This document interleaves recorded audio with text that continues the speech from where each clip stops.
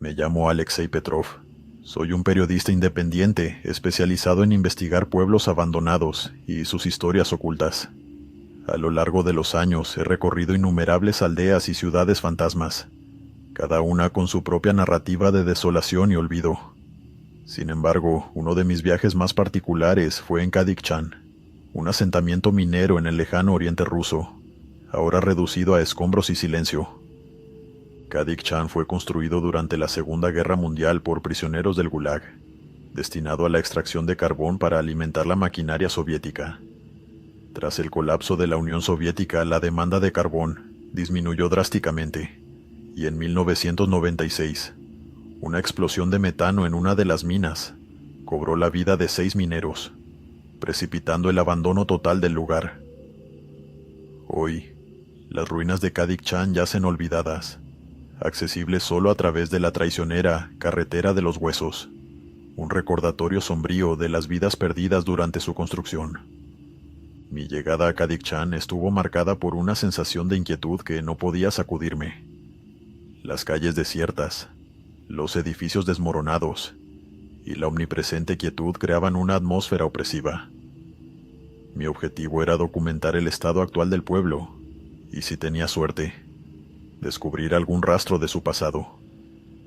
Mientras exploraba las ruinas, me encontré con la antigua biblioteca, sorprendentemente intacta a pesar del paso del tiempo.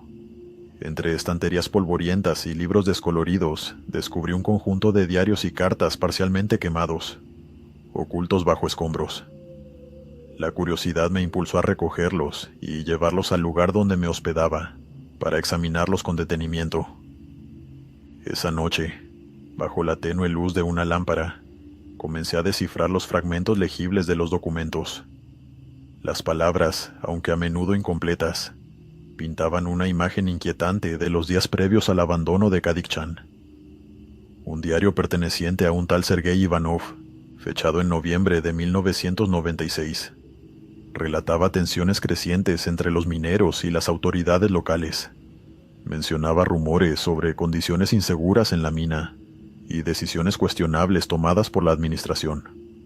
Otra carta, escrita por una mujer llamada Elena Kuznetsova, describía su preocupación por la salud de su esposo, un minero que había regresado a casa con síntomas inexplicables. Hablaba de otros trabajadores que también enfermaban y de cómo las autoridades desestimaban sus inquietudes. Estos relatos contrastaban con la versión oficial del accidente, una explosión de metano inesperada y trágica. A medida que avanzaba en mi lectura, emergía un patrón perturbador. Varias entradas y cartas insinuaban la existencia de problemas previos en la mina, señales de advertencia ignoradas y una presión constante para mantener la producción a toda costa. Algunos documentos sugerían incluso que los mineros habían expresado su preocupación por la acumulación de gases y la falta de mantenimiento adecuado del equipo. Estas revelaciones me llevaron a cuestionar la narrativa oficial. ¿Había sido el accidente de 1996 realmente un evento inesperado, o el resultado de una negligencia sistemática? La consistencia de los testimonios en los documentos sugería lo último. Decidí explorar más a fondo el pueblo en busca de evidencia adicional. Visité el edificio de la administración minera, ahora en ruinas. Entre pilas de papeles desechados y archivadores oxidados, encontré informes de inspección que señalaban repetidas violaciones de seguridad y recomendaciones no implementadas. Estos informes, fechados meses antes del accidente, advertían sobre la necesidad urgente de reparar sistemas de ventilación y monitorear niveles de gas. La imagen que se formaba era clara y desalentadora. La tragedia de Kadikhchan no había sido un mero accidente, sino el resultado de una cadena de decisiones negligentes y una cultura de indiferencia hacia la seguridad de los trabajadores. Las vidas perdidas y el posterior abandono del pueblo fueron consecuencias directas de estas fallas. Al concluir mi investigación, me senté en la plaza central del pueblo, reflexionando sobre lo que había descubierto. Las estructuras vacías y las calles silenciosas parecían susurrar historias de vidas interrumpidas y sueños desvanecidos. La desolación de Cadichán servía como un recordatorio sombrío de las consecuencias de la negligencia y la deshumanización. Al partir, llevé conmigo no solo documentos y fotografías, sino también una sensación de pesadumbre.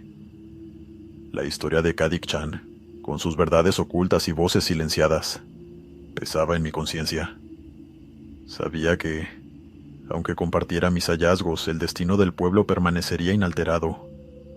Un testimonio mudo de errores pasados y lecciones no aprendidas. Un terrible suceso, y unos diarios olvidados que revelan una historia de negligencia. Continuamos. Me llamo Jean-Pierre Dubois, y soy historiador especializado en los eventos de la Segunda Guerra Mundial. Durante años he recorrido Francia documentando testimonios y recopilando evidencias de aquel periodo oscuro. Sin embargo, ninguna experiencia me marcó tanto como mi visita a Oradour-sur-Glane, un pequeño pueblo en el centro de Francia que quedó congelado en el tiempo, desde el 10 de junio de 1944. Lo que viví allí desafía toda lógica y comprensión, y aunque he dudado en compartirlo, siento que es mi deber hacerlo. Había leído y escuchado sobre la masacre de Oradour, donde 642 habitantes fueron asesinados por una división de la SS. El gobierno francés decidió preservar el pueblo en su estado destruido como un recordatorio perpetuo de las atrocidades cometidas. Mi intención era estudiar el lugar, analizar las estructuras y quizás encontrar algún detalle pasado por alto en investigaciones anteriores. Llegué una mañana gris y nublada, lo que acentuaba la atmósfera lúgubre del lugar. Al caminar por las calles desiertas, las fachadas quemadas y los objetos personales abandonados daban la impresión de que el tiempo se había detenido abruptamente. Automóviles oxidados permanecían en las calles, y las vías del tranvía aún cruzaban el pueblo, aunque ya no llevaban a ningún destino. Mientras avanzaba, tomaba notas y fotografías, intentando captar la esencia de lo que había sido la vida cotidiana antes de la tragedia. Me detuve frente a la iglesia, donde se sabía que las mujeres y niños habían sido encerrados y posteriormente asesinados. La estructura, aunque dañada, aún se mantenía en pie, como un testigo silencioso de aquel horror. Decidí entrar. El interior estaba oscuro y olía a humedad y ceniza. Los bancos carbonizados y el altar destruido hablaban de la violencia desatada en esa época. Mientras exploraba, noté algo extraño. Una ligera brisa, aunque todas las ventanas estaban cerradas. Un escalofrío recorrió mi espalda, pero lo atribuí al peso emocional del lugar.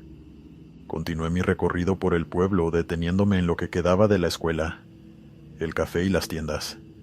Cada lugar parecía susurrar historias de las vidas truncadas. En una de las casas vi una máquina de coser cubierta de polvo, como si su dueña hubiera salido un momento y nunca regresara. Al caer la tarde, decidí revisar mis notas y grabaciones en una pequeña habitación que había acondicionado en una de las pocas estructuras parcialmente intactas. Mientras escuchaba las grabaciones, noté interferencias y susurros apenas audibles. Pensé que podría ser una falla del equipo o interferencia externa, aunque sabía que estaba solo y lejos de cualquier fuente de señal. La noche cayó rápidamente, y la sensación de aislamiento se hizo más profunda. Las sombras de las ruinas se alargaban bajo la luz de la luna, creando formas inquietantes. Decidí descansar y continuar mi trabajo al día siguiente. Sin embargo, en algún momento de la noche, un sonido me despertó. Era sutil, como el crujir de una puerta. Me levanté y, armado con una linterna, salí a investigar. Las calles estaban desiertas y el silencio era abrumador. Pero al pasar por la plaza central, creí ver una figura en la distancia. Parpadeé de la impresión y en ese momento la figura desapareció. Mi corazón latía con fuerza, pero me convencí de que era producto de mi cansancio y la sugestión. Fue cerca de la medianoche cuando empecé a escuchar los primeros sonidos. Al principio eran leves, casi imperceptibles, pero luego se volvieron más claros. Era como si alguien llorara a lo lejos, un llanto agudo que se colaba entre los muros derruidos y atravesaba por las calles. Después vinieron los gritos. Gritos de dolor, de desesperación, como los de alguien que está a punto de vivir algo horrible. No eran ecos lejanos, eran voces que parecían moverse entre las casas, dentro de la iglesia y rodeaban la plaza. Y de un momento a otro se desvanecían. Me paralicé un largo rato sin saber qué hacer, si largarme cuanto antes o seguir investigando. Finalmente regresé a mi habitación, pero el sueño ya no volvió. Pasé el resto de la noche revisando mis notas y tratando de racionalizar mis experiencias. Al amanecer decidí que había recopilado suficiente información y que era hora de partir. Al salir del pueblo, me detuve una última vez para mirar atrás. Las ruinas de Oradour-sur-Glane permanecían inmóviles bajo la luz matutina, pero la sensación de ser observado persistía. No podía explicarlo, pero sentía que el pueblo mismo retenía una conciencia, una memoria viva de los horrores pasados. Regresé a París y presenté mis hallazgos. Sin embargo, nunca mencioné las experiencias personales que viví allí. ¿Quién me creería? Un historiador debe basarse en hechos, en evidencias tangibles. Pero en lo más profundo de mi ser, sé que hay cosas que trascienden la comprensión humana, y Oradour-sur-Glane es un testimonio de ello. Desde entonces he continuado con mis investigaciones, pero siempre evito regresar a ese pueblo. Algunas memorias es mejor dejarlas en el pasado, aunque el pasado nunca realmente nos deja. Suscribirte y darle like ayuda mucho a este canal. Si ya has escuchado mi contenido antes, te ha gustado y estás disfrutando lo que escuchas en este sector, te agradeceré que presiones el botón de suscribirse. Me llamo Daniel Ríos, soy fotógrafo documental, especializado en capturar la esencia de lugares olvidados y abandonados. Desde hace años he recorrido el mundo buscando esos espacios que el tiempo y la humanidad han dejado atrás, intentando contar sus historias a través de mi lente. Mi trabajo me ha llevado a hospitales clausurados, fábricas en ruinas y pueblos deshabitados, pero nada me preparó para lo que experimenté en Craco, Italia. Había oído hablar de Craco en varias ocasiones, un pueblo medieval en la región de Basilicata, abandonado desde los años 60 debido a deslizamientos de tierra y terremotos. Las imágenes que había visto mostraban un lugar detenido en el tiempo, con edificaciones de piedra desmoronándose lentamente bajo el sol del sur de Italia. Decidí que debía verlo por mí mismo y documentar su estado actual. Llegué a Italia en primavera, una época en la que el clima es más amable y la luz es perfecta para la fotografía. Después de alquilar un coche en Roma, emprendí el viaje hacia el sur, atravesando paisajes que alternaban entre colinas verdes y pequeños pueblos llenos de historia. La carretera se volvía más estrecha y sinuosa a medida que me acercaba a mi destino, y la señalización era escasa. Finalmente, tras varias horas de conducción, divisé las ruinas de Craco en la distancia, encaramadas en lo alto de una colina, dominando el paisaje circundante. Aparqué el coche en las afueras del pueblo, donde un cartel advertía sobre el peligro de derrumbes y la prohibición de entrar sin guía. Sin embargo, había leído que, con las precauciones adecuadas, era posible explorar algunas áreas por cuenta propia.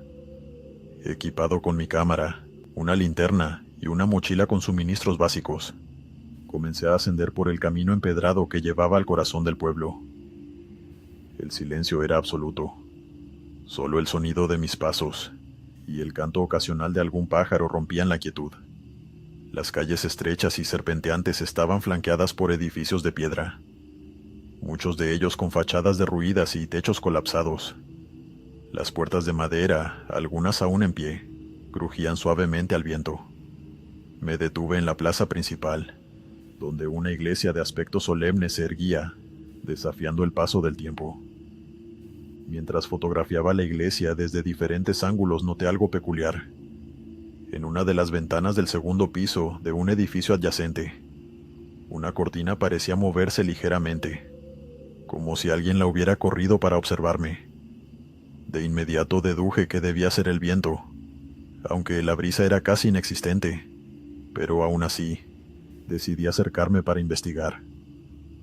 Al entrar en el edificio, el olor a humedad y descomposición me golpeó de inmediato.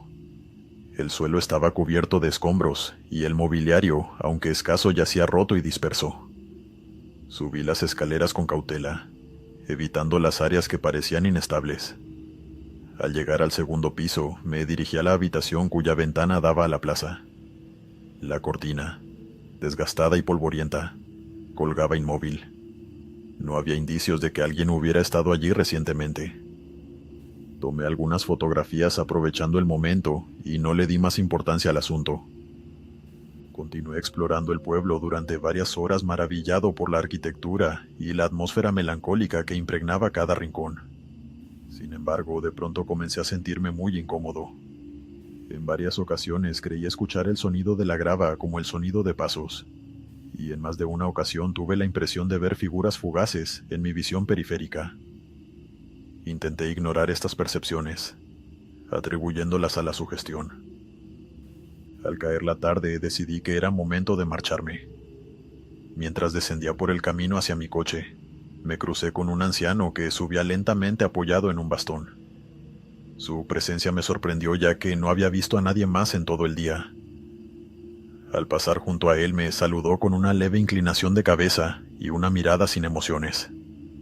Le devolví el saludo y continué mi camino, pero la presencia de ese señor se quedó grabada en mi mente. Esa noche, en mi hotel, revisé las fotografías que había tomado.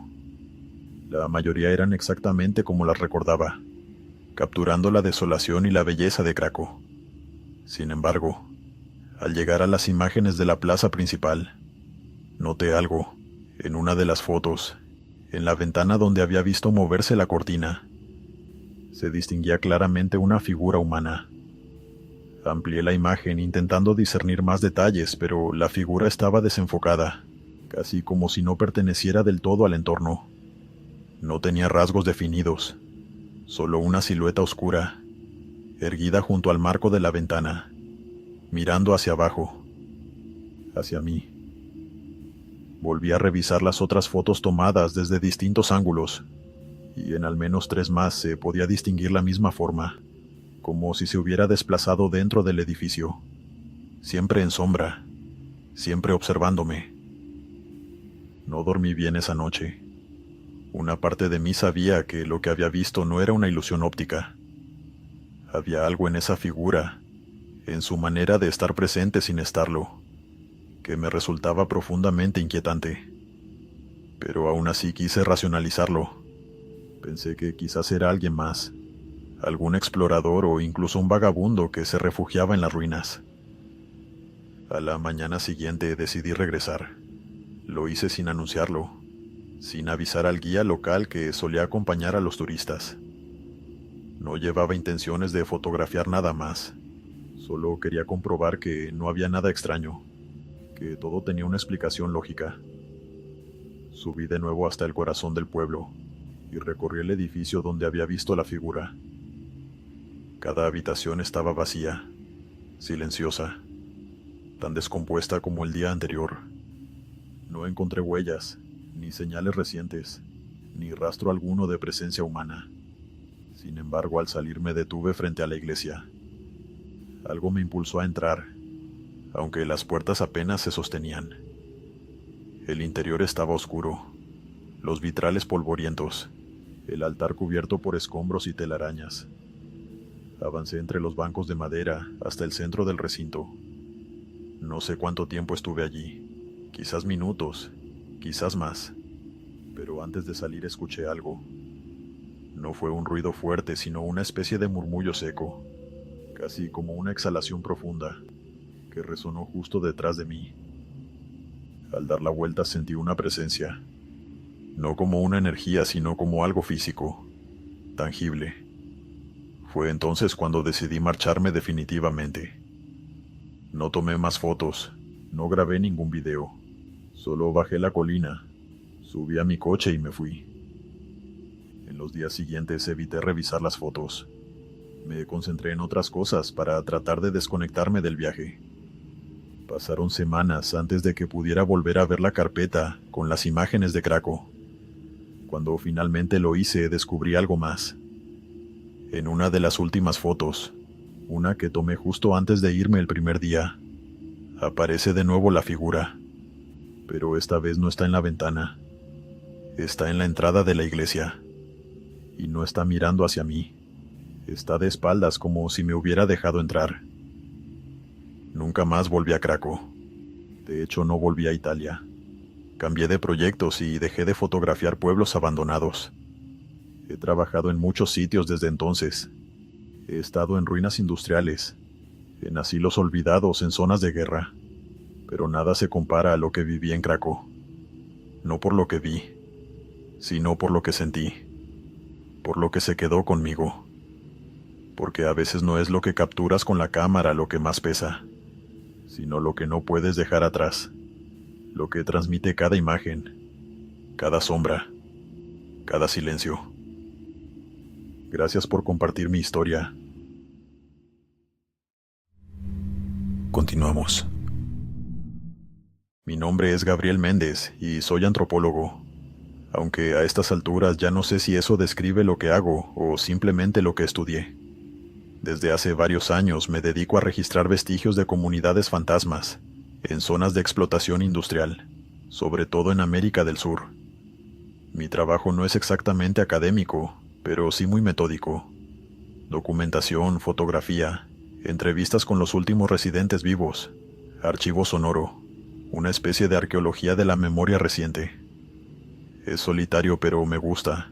Nunca fui una persona particularmente buena con los grupos grandes o los eventos sociales, así que meterme en pueblos deshabitados con una grabadora en la bolsa y una libreta en la mochila terminó siendo lo más natural que he hecho. En 2022 decidí finalmente ir a Humberstone. Ya había estado en varias oficinas salitreras abandonadas en el norte de Chile, pero esta era distinta, por tamaño, por historia, por ese aire congelado en el tiempo que tanto atrae a los fotógrafos y a los cazadores de lo extraño. Llegué a mediados de septiembre. Evité los tours, los horarios más concurridos y las fechas de actividades patrimoniales. Quería caminar el lugar solo, sin guía, sin voces externas, sin el ruido de visitantes tomándose fotos frente a las estructuras corroídas por el salitre. Me quedé en Iquique y viajé hasta La Pampa en un auto arrendado, cruzando ese paisaje desértico que parece repetirse infinitamente. La entrada a Humberstone es sencilla, sin necesidad de pretensiones, pues el mismo lugar impresiona. Dejé el auto cerca del acceso principal y empecé a caminar. Tenía planeado registrar el sonido del viento entre las estructuras metálicas, las reverberaciones dentro del teatro, los crujidos de la escuela primaria. Todo eso lo tenía anotado, pero no fue lo que terminó importando. El primer día fue normal. Hacía calor seco y el polvo se levantaba fácil. Tomé muchas fotos.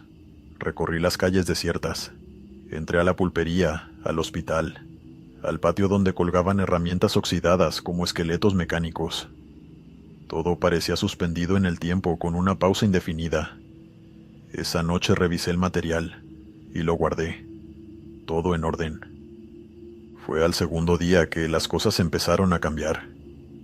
Estaba caminando hacia la escuela cuando escuché una especie de zumbido suave, como una interferencia eléctrica. Claramente no era el viento. El viento tiene otro tipo de movimiento. Esto era más constante, más dirigido. Me detuve con la grabadora en mano y avancé hacia el origen. Parecía venir del costado de uno de los talleres mecánicos. Pero cuando llegué ahí no había nada. Ni sonido, ni la fuente que lo provocó. No le di más vueltas y seguí mi recorrido. Anoté el incidente como ruido ambiental sin fuente clara, y avancé. Regresé a la escuela, que estaba en mal estado. Había pupitres desalineados y la pizarra cubierta por una fina capa de sal. Todo tenía ese tono sepia que no es un filtro, sino una consecuencia del clima. Me quedé un buen rato ahí. Me senté en una de las bancas y simplemente escuché. No grabé nada. Solo me quedé en silencio, disfrutando de la soledad. Al anochecer, mientras revisaba mis audios, noté un detalle extraño. En uno de los registros, justo antes de que terminara la pista, se escuchó una voz. No una voz clara, ni un susurro directo. Era algo más parecido a una palabra que se cuela entre frecuencias. como si alguien hubiera dicho algo muy cerca del micrófono sin estar ahí. No entendí lo que decía, pero ahí estaba. La reproduje varias veces, pero no lograba descifrar lo que decía, pues apenas podía escucharse. En la madrugada me levanté varias veces, y cada vez que cerraba los ojos, tenía la impresión de que había olvidado algo importante, como cuando uno siente que dejó la llave en la puerta o el gas encendido. Esa ansiedad mínima, molesta, que no te deja descansar. A la mañana siguiente no fui directamente a Humberstone. Me quedé en el hotel revisando los audios intentando aislar esa voz. No pude hacerlo, pero mientras lo hacía noté otra cosa.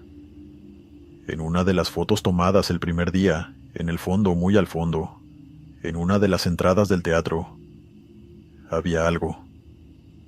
No sabría decir si era una figura, era más bien una mancha, como una silueta borrosa, pero no estaba en otras fotos del mismo ángulo. Volví al sitio al mediodía y entré al teatro. El eco era amplio como era de suponer. Grabé el sonido ambiente, caminé entre las butacas y después me paré en el escenario. Pensé en la cantidad de personas que pasaron por ahí, en sus voces, sus risas, sus silencios. Pero de pronto en ese mismo lugar escuché algo caer. Un ruido leve como un objeto pequeño. Giré rápido y vi un lápiz rodando en el suelo, cerca de la tercera fila. No había nadie más. Me acerqué para tomarlo y lo guardé. Era un lápiz escolar de los antiguos. No parecía haber estado ahí mucho tiempo. Ese fue el día que decidí quedarme hasta el cierre del lugar. Los turistas se fueron, los guías también. Yo me escondí en una de las habitaciones traseras del hospital. Quería registrar Humberstone de noche, pero no por las razones que otros buscan. Yo no creía estar frente a fantasmas ni espíritus clásicos. Lo que me inquietaba no era la presencia de algo, sino la permanencia de algo. En la energía, como si el lugar tuviera conciencia del abandono y lo usara para retener fragmentos de las personas. Pensé que podría dormir durante la noche, pero no logré hacerlo. Así que salí del lugar apenas amaneció, con las manos frías, los ojos rojos y un archivo de sonido del cual nunca encontré una explicación. Hoy, 2 años después, tengo ese lápiz sobre mi escritorio. No sé por qué lo guardé. Tal vez porque necesito recordar que lo que pasó no fue una exageración. 1 año después de ese viaje volví a Humberstone por última vez. Sin cámaras, sin micrófonos. Solo caminé por el pueblo abandonado. Esta vez no vi ni escuché nada. Pero al salir, cuando pasaba junto a la antigua casa del administrador, sentí una presión en el pecho. Y no fue una presión por angustia ni por emoción. Fue algo más físico, como una fuerza que no quería que me fuera. En ese momento todos los recuerdos se me vinieron a la mente. Seguí caminando hasta salir del lugar y fue la última vez que visité Humberstone. He trabajado en otros lugares desde entonces, pero ya nunca fue igual. Algo cambió desde esa vez. Desde entonces, cuando estoy solo en alguna ruina, cuando cae la noche y me acomodo para registrar el entorno, siempre hay un momento donde siento que no soy el único que está escuchando. Y lo peor es que no me molesta. Me acostumbré a esa compañía intangible. Si tú conoces un pueblo así en tu país, uno del que se diga que guarda una historia oscura, que pasó algo que la gente no olvida o que simplemente tiene un silencio demasiado profundo para ser normal, puedes contárnoslo. Tal vez tu relato se convierta en la próxima historia que compartamos aquí. Nos seguimos escuchando. Buenas noches.